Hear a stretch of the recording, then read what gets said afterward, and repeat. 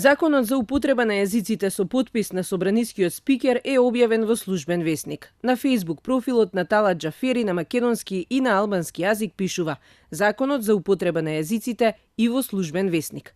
Ова значи дека законот и официјално стапува на сила, односно дека покрај македонскиот во институциите службен јазик станува и албанскиот, што ќе се применува во комуникацијата, употребата и примената во сите постапки на граѓаните пред сите органи што ја сочинуваат државната власт.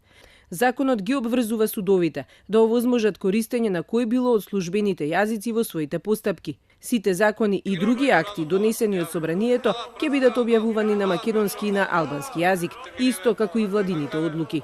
Двојазичност ќе има и на униформите на државните службеници во Скопје и во другите градови, каде албанците се присутни со над 20% од населението. На албански ќе бидат достапни поштенските марки, уплатниците, извештаите, фактурите, како и книжните и кованите пари.